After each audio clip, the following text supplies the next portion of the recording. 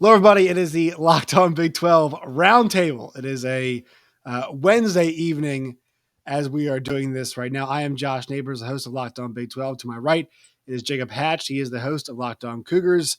Below him, it is John Williams, the host of Locked On Sooners, who will be the target of a bunch of conversation tonight. And then to his left, who should be the target of more conversation, but has been overshadowed on multiple occasions by her counterpart to the right. It is Linda Godfrey. Actually, for the better, to be honest. Linda Godfrey I'm of fine Locked with it. On. I'm fine. Yeah. Linda Godfrey of Locked On Pokes. A whole lot to get to. Things burning to the ground or not, depending on who you are in Soonerland. Before we get to that, our show tonight is brought to you by NetSuite from Oracle. So check that out if you're running a small business. 28,000 small businesses have switched over to NetSuite by Oracle, and yours can too. All right, a whole lot to get to. Let's get to it.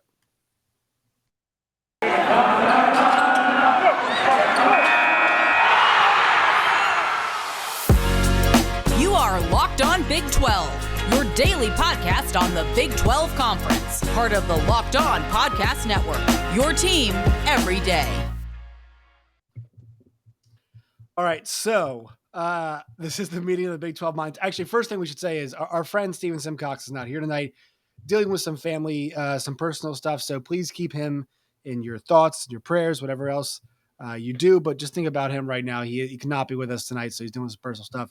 We're thinking of our friend Steven right now. So, and we're missing him because I'm sure he'd love to talk to John about what's happened in Oklahoma land over the last week or so, and really the last month and a half. And this is where, so we just had the college football playoff, and Alabama gets by Cincinnati pretty easily. Georgia curb stomps Michigan. But like I was thinking about this, and the Big 12 is like the really good example. Beginning of the season, it was like, man, it's going to be Iowa State. It's going to be Oklahoma in the Big 12 title game. And you look at Oklahoma, you just take them as the test case. They lost their coach. They lost their Heisman favorite quarterback. They lost the guy who backed him up and came in. They're going to lose the guy who's backed him up and came in and was amazing. And they were a preseason favorite to go to the college football playoff. Didn't even make the Big 12 title game. A team that won 2 games in Baylor the previous season ends up being the Big 12 champion this season. Like, there is parity. If you don't just watch the top 4, there is parity for all of you out there. But John, really busy week for everything that's happening. And here's the one thing that I've seen debated on Twitter, and it's frustrating to see people who are the complete fan being like, you know what? I'll take Dylan Gabriel. He's more proven. He's a good leader. Also, I'll take BV over Lincoln Riley any day. He's committed. Like, what's your response to the fans who are like, we're better off with the guys we have now than we were before? Yeah, I mean, I think in the long term, I think it's going to be a good situation for Oklahoma. Are they better off right now? It's hard for me to argue that. Not just simply because of the coaching change, but they lost 6 defensive starters. One's going to Stanford, transferring as a grad transfer. 5 are going to the NFL. Probably all 5 are going to get drafted. You're losing 2 offensive linemen. Like you mentioned, you lost both your quarterbacks. It's a season of upheaval. At the same time, Brent Venables has been kind of eyeballed for a head coaching job for a very, very long time.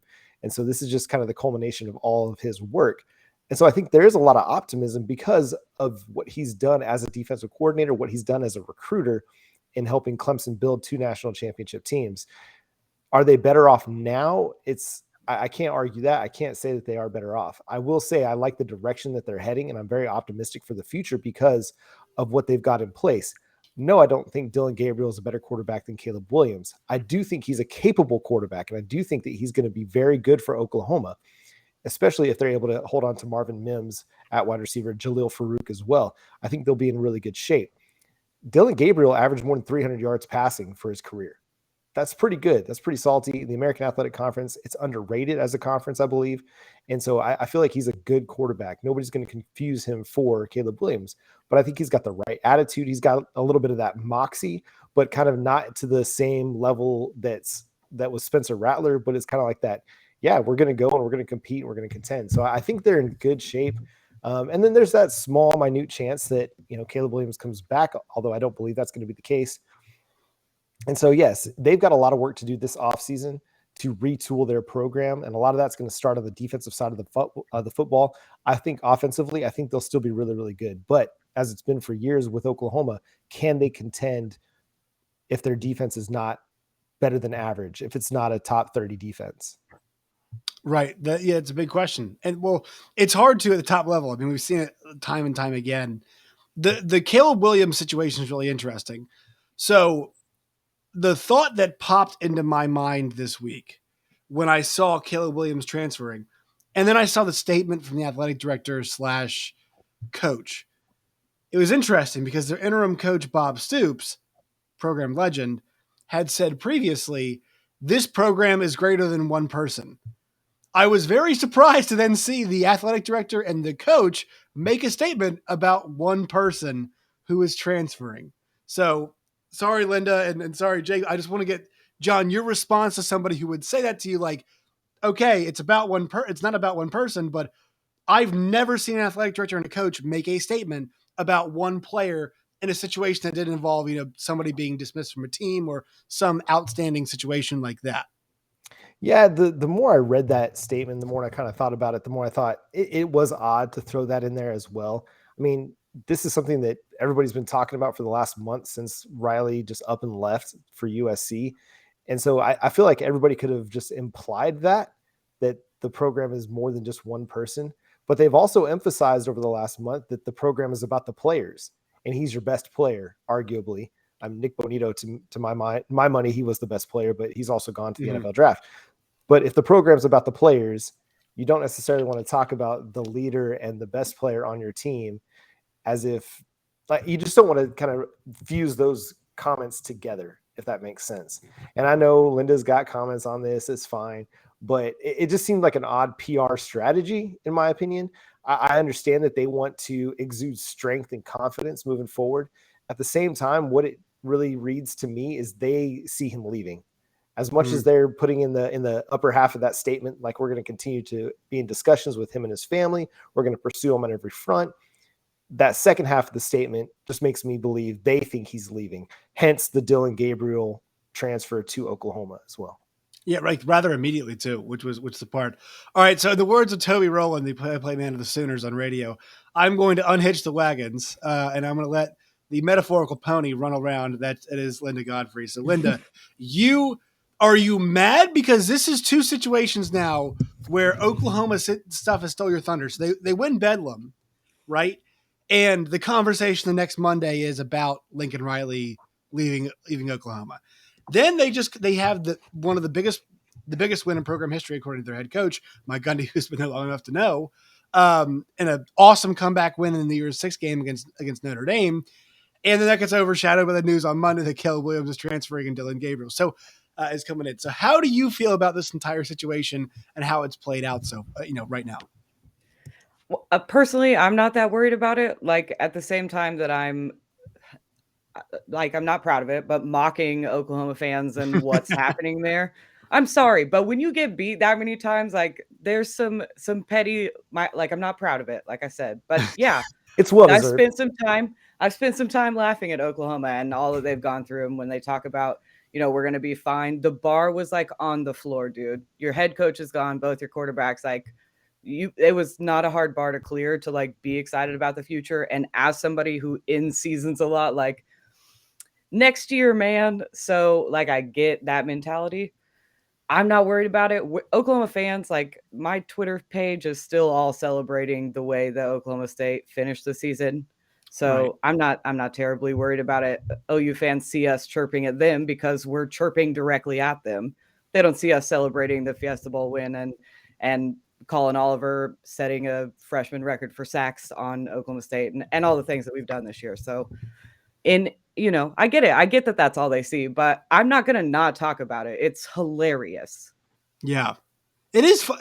I'll be honest. So and John, I'm sure you acknowledge this.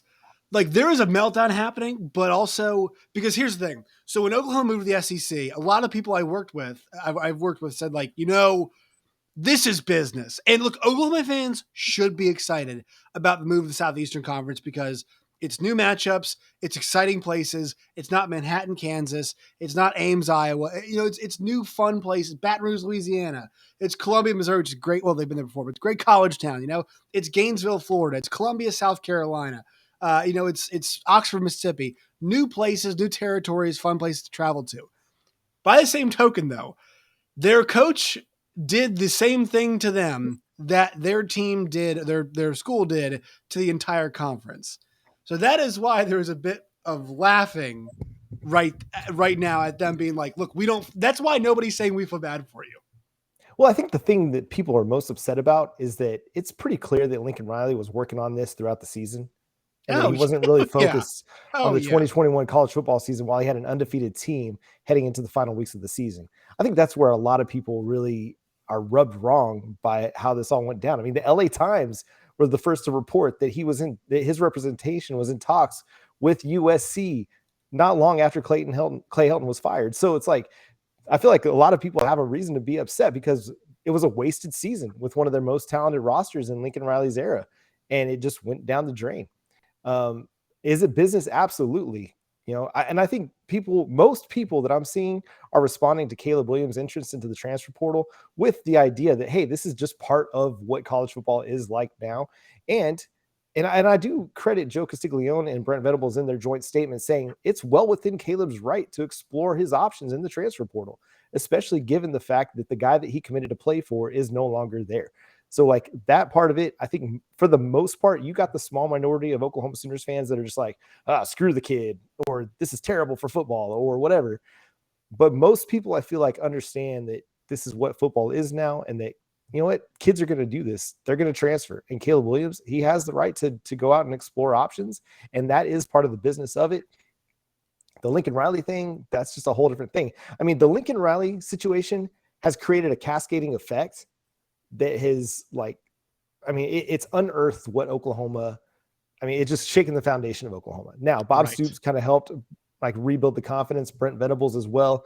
Things are, the confidence is building back up, but we're still seeing the effects of what Lincoln Riley's decision but being torn down Oklahoma simultaneously as all these guys begin to leave too. It's a weird effect. For sure. Jake, as somebody who is a nonpartisan observer, you are kind of looking at this from afar. What is your read on the situation? Like how all of this has transpired, and just kind of from a national perspective, like what do you think the big narrative is coming out of this? Well, see, the thing about this is I'm with John. This is what college football is these days. Dylan Gabriel, the day he's supposed to enroll in classes at UCLA, announces he's going to Oklahoma after 3 weeks of being committed to the Bruins. Okay, you can't tell me there's not free agency in this sport. It's what it is. 100%. It's what it is. So I just sit back and watch it. BYU, just for an example, just had their backup quarterback who's actually won some big games for him, Baylor Romney.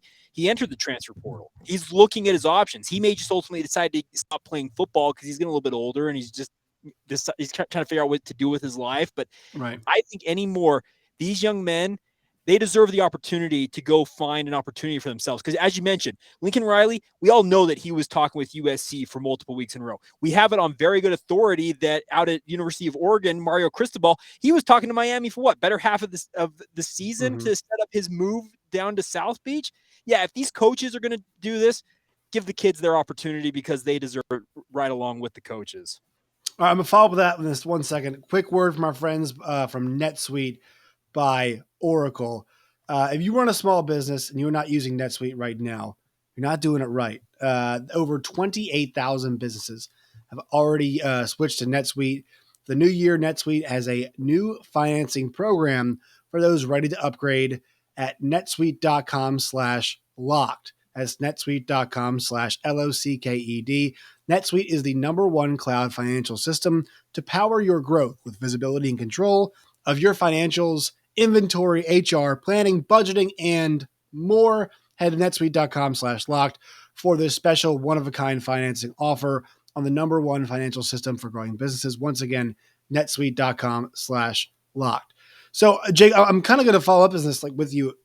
That's the big story, right? There's not a whole lot of nationally, I think, like Oklahoma has a problem. A whole lot of it is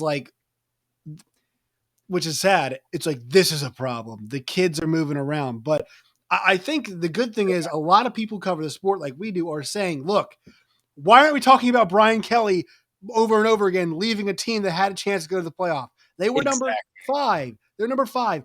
All they needed was, like, look, if Cincinnati had slipped up, if Michigan had slipped up, in one of those situations, if Alabama had not beaten Georgia, there were 3 results that had to go that way to basically shut everybody else out. And Baylor would have had to climb Notre Dame in that situation to go there. And Brian Kelly said, I don't care. I'm leaving. I'm going to LSU, which I actually don't fault him for. But nobody else, nobody else. But like, we're not hammering this home. It's just people who are usually older people who are uncomfortable with the 18 to 22-year-old kids now controlling the narrative, controlling what's happening in college football. That to me is what's happening. Do you agree? Yeah, there's a power dynamic. There's a power shift that's happened. The players have the power now. And the thing about Brian Kelly, he's in a recruit's home the night he flies back to South Bend, signs a contract midair while he's flying back to South Bend that he's going to. Yeah, there are a bunch of old heads who are out there saying, well, there needs to be more loyalty in this sport. Guess what? There hasn't been loyalty the entire time this sport has existed. It just so happens that the players for many, many years have been picked on, have been taken advantage of. And guess what? Now they have some power and people don't like it. I'm glad the kids have some power though. Yeah. Well, I mean, remember Dabo Sweeney said he's going to quit when he's like, if the kids, get paid, whatever. Yeah. You're going to give up that $9 million? Come on, buddy. No. Well, I think some of the reason that we're not seeing Brian Kelly killed or Mario Cristobal killed or Lincoln Riley even killed by the national media is look at the places they ended up. So you got one going to LSU, SEC country. ESPN has got a big they've got a big stake in the SEC. Yeah. You got Mario Cristobal going from Oregon to Miami, a much bigger media market. You got Lincoln Riley going from Oklahoma to USC, a much bigger media market. I've seen Lincoln Riley on ESPN more in the last month than I think I ever saw him on ESPN in his time in Norman. So like there definitely is a stake in this from the media's perspective. They want these big time coaches in these big time media markets or these big time programs because it helps build their stake and helps build their kind of infrastructure for presenting college football to the fans. And I think that's where it is. And I totally agree with Jake. Like it's about time the players have some power in this. I feel like there needs to be something done though to create a little bit more balance in all of this. Yeah. On both sides of things. I think the problem side is, and the player side. I think my problem about it is this. So I work on a bunch of radio shows with a variety of hosts, cover college football. There is so much conversation about opting out, and that's so much focus. And it's a lot of, why wouldn't you want to finish the season with your team?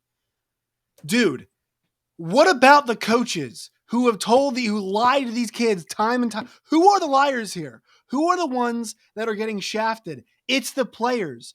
Why should any player show any loyalty to any coach at all when they could bolt at any time? All right.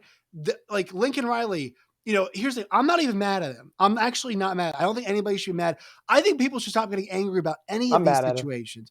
You can be fine. You can be mad at him. But here's the thing is that, look, all of this stuff is all of it's transactional. You know who UCLA fans are mad at right now? Oklahoma and Dylan Gabriel and pulling the rug out from under them. They're mad at you. So you know what? It kind of all works out in the wash. You know what I mean? Like that's how Clemson fans might be bad at Brent Venables because you know who was recruiting for Clemson while all the rumors were swirling? Brent Venables was also recruiting for Clemson.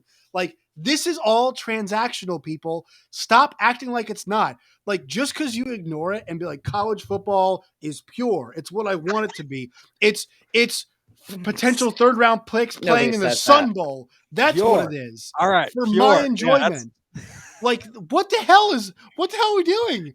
I'm sorry. Like, guys, it's not this pure sport where a bunch of high shoulder pad linebackers are like, yes, team, Sooners, come on. It's not what this is anymore. It's never been that before. Like, sure, a few players say that it is, but it's not what this is, man. It's always, it's become more transactional than it was in the past, but like, that's what all sports are. And look at the college football playoff contract. It is a $400 to $500 million contract that the players see $0 of. Like, directly into their pockets, $0 of. So when NIL comes up and these kids can now say, all right, NIL plus NFL draft, I have varieties of ways to look out for my own interests. Like, they should not apologize for any of this. Nobody should be like, you know what, Matt Corral is great for Matt Corral. I love it. The fact he finished the season with his teammates. I had to mute that game. I had to mute that game. But they what could in not. the hell are we doing there? Somebody Oh needs my to get in that God. kid's ear. And did you guys hear the broadcast? It was awful. Plan A was to praise Matt Corral, and Plan B, when he got hurt, was like, oh, what do we do now? He was always going to play. He's a team player. They had nothing to say after he got hurt. It was embarrassing. And it's like, why? You know what somebody should have said? You know what? It's great Matt Corral was out here, but he is an aggressive player who has been injured multiple times this season. You know, maybe somebody could have looked out for his interest and said, hey, maybe this isn't the best spot. Because you know what player did need to play out of all the games? Matt Corral did not need to play that bowl game. That was the one guy with the style of play, with his injury history, and his unique draft position did not need to play, and he did. Good for him, but we can't be like, this is what it's about. And then when the injury happens, we're like, well, oh, good for him being out here. It drives me crazy. All of this stuff is tied together. I know it's kind of a long rant where I hit multiple things, but it's all tied together right now, the way we're talking about it. So Linda, I'll let you, go ahead, Jake. Go ahead. I just want to interject one thing. If you want to know the answer to anything going on and anything, follow the almighty dollar. Just find out who's benefiting from it, and you'll know exactly what their take is going to be, because guess what? When it impacts their bottom line and their pocketbook, guess what? They've got a stake. Right. It's why we want Matt Corral play. You know why? Because more people are going to watch the game. It's a more valuable Matt Corral watch. Pay him if you want to play the game. Linda, go ahead. Yeah, I you had some thoughts in this regard. Well, I just think in terms of, like, we talk about, all of us are very pro players should get to make their own decisions about what they do with their future. But I think all the people that are aggressively against it are much louder than we are. Like, people with bad opinions are always louder. And most of them have, like, jobs in booths talking to the entire nation. So I'm just saying, like, I think if you look in like Twitter replies, like John was saying, OU fans are, for the most part, very much, do what's right for you. It's just the ones that aren't are so much louder. And then we give them attention by being like, don't be like that. And then it just, like, grows. Vicious cycle. Yeah. You gotta just try to, like, ignore those fans, Yeah. Well, it doesn't help when College Game Day basically supports that line of thinking, right. Kirk Exactly. Herbstreit and Desmond Howard. Horrific. Yeah, it was really like probably the worst thing that happened in college football this season. Like, it really was, because you have the number one sports station in the country, worldwide. ESPN is just the brand.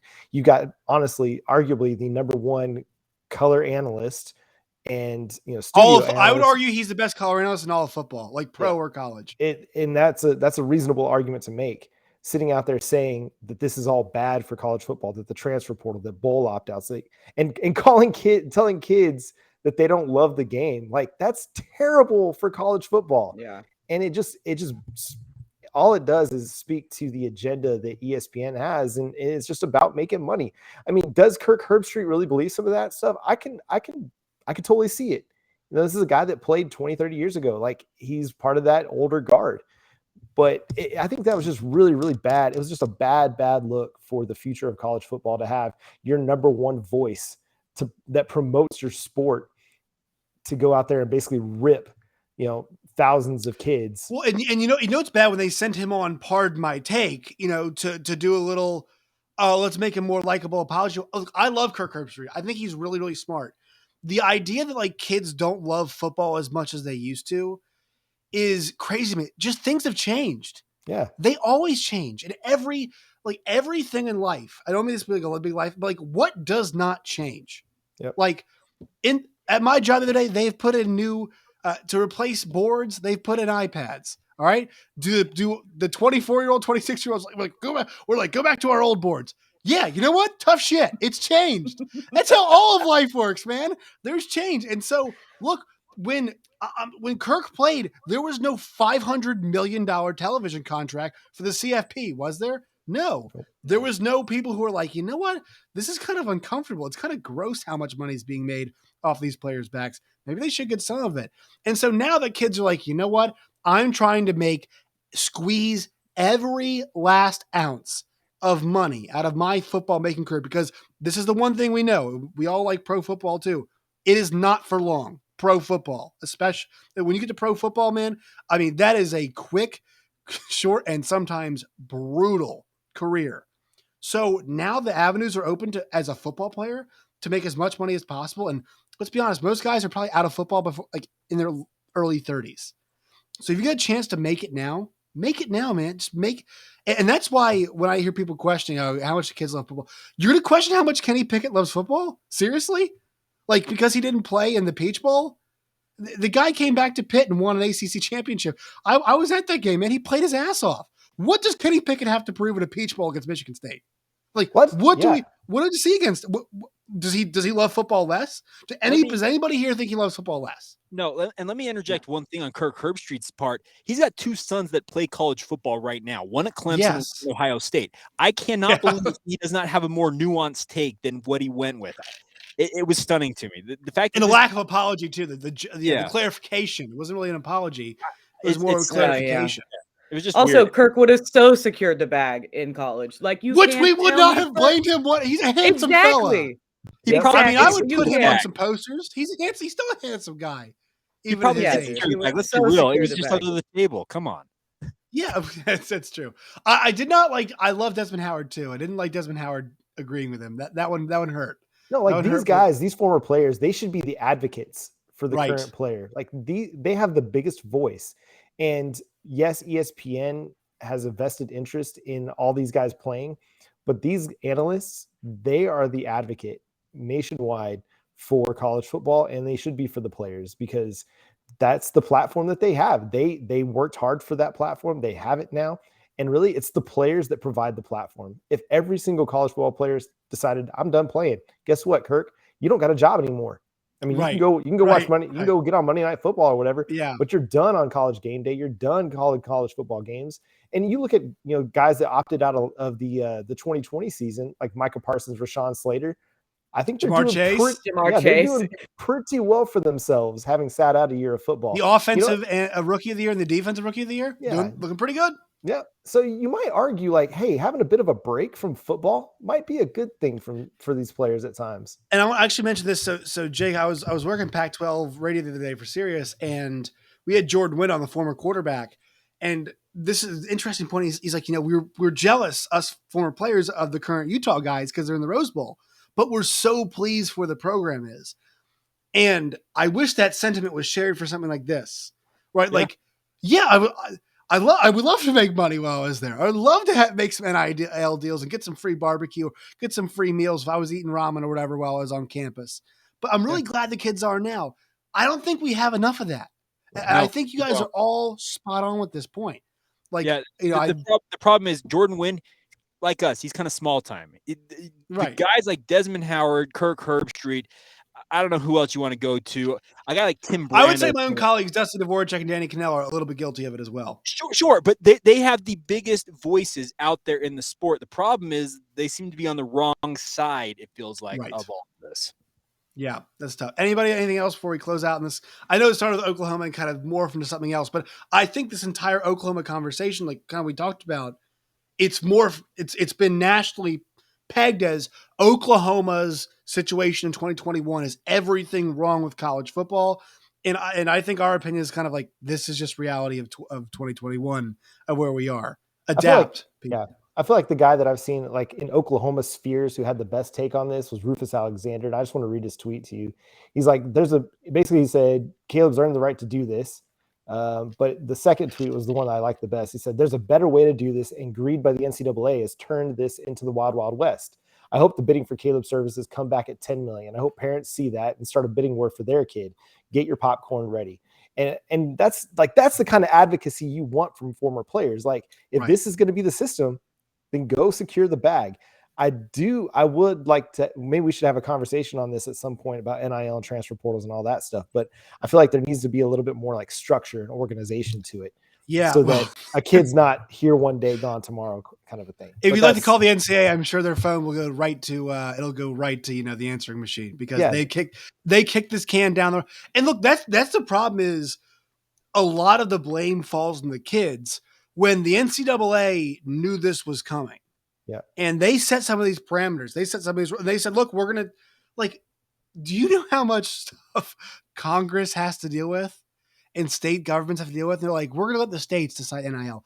You know who's like not jumping to be like, look, we got to put this front of like Idaho is not like, look, we got NIL. I know some of these states put some stuff forward, but honestly, like a lot of that legislation and bill stuff were just rushed. Hey, John, California's was thought out. Go ahead. Yeah. Utah, I have talked to 4 state legislators here in this state. I have talked to 4 of them. I have asked every one of them point blank, will there be a NIL legislation, whatever you want to call it, a bill forth to the Utah State Legislature? All 4 of them. No, there is nothing pending, and we don't plan on putting anything forward. So, which is kind of crazy to me because the Texas legislature will spend a session on Texas moving to the SEC and Texas A&M. Oklahoma will spend time trying to rename 3 inches of highway after Lincoln Riley. This is the problem, though. And you're going to waste time is on this stuff not? that doesn't matter. Here's the thing. Is this not the problem that every state has different priorities? Yes. So therefore, the playing field is also like, if a state doesn't have an NIL bill, is there anything stopping the kids from getting NIL deals? Like, have you seen what BYU's been doing? Come on, they've got which is good. They have 3 team-wide deals. Like Built Bar currently. They have one called the Savory Restaurant Fund, which they run restaurants here in the state of Utah. These guys are eating for free at these local restaurants all the time. It's awesome in that respect for it. But the thing, each state legislature is different. The state of Utah, the only way outside of their normal legislative period, which is actually coming up at the end of this month, the only way for them to get back together to reconvene is for the governor to call them into session. Every state has its own quirks. That's Utah has got it. They have one legislative session that's set apart every year. Beyond that, the governor has to call for a special legislative session. And I tell you this much, they aren't calling that to get an NIL deal done. No. And look, Florida rushed one through, I'm pretty sure pretty quickly. Some other states did too. But it's like, it's one of those things where the NCAA being like, we're going to let states and state governments run this is like one of the dumbest things. Yeah, I wouldn't let Oklahoma State government run like a child's birthday party, bro. Like, no. I mean, they heard arguments about like why they should name 3 inches of highway. I was like, I'm not from here. Like, I wasn't born here. I'm just stuck here. As a guy who lives on the other side of the Colorado, the Rockies here, the fact that you guys named 3 inches of highway for Lincoln Riley just made my day. That's all I'm gonna say. Me too. It just says, which like I endorse the pettiness, but like as long as we acknowledge what it is and like what it signifies, right? It's like you're gonna let these guys decide the NIL laws for the sport. Right. We're gonna let that. Right. That's what we're gonna do. And these are the guys that are charged with running our schools and getting our healthcare system in better shape and trying to figure out. We're not going to focus on pencils in public schools. We got to talk about the Lincoln Riley Highway. The tribes here in the state of Oklahoma and failing at that as well. But this is not Locked On Politics, Oklahoma. So, forget the quality of the highways. We got to talk about what it's named. That we got to make sure we name the 3 inches. All right. Well, quick word from our sponsors, and then we have a second episode coming about college football playoff expansion. I've got a formula. It's going to work. It's going to be perfect. First, quick word from our sponsors. Today's show is brought to you all by Get Upside. It is a new app that is going to help you all save money on gas. Listeners can make up to 25 cents off for every gallon of gas every time they fill up. Just download the free Get Upside app in the App Store or Google Play right now. Use promo code SCORE, SCORE, and get a bonus 25 cents per gallon on your first fill up. That's 50 cents per gallon cash back. Don't pay full price at the pump anymore. Get cash back using Get Upside. Just download the app for free and use promo code SCORE. Once again, that's promo code SCORE. All right. That'll do it for the first episode of our get together here.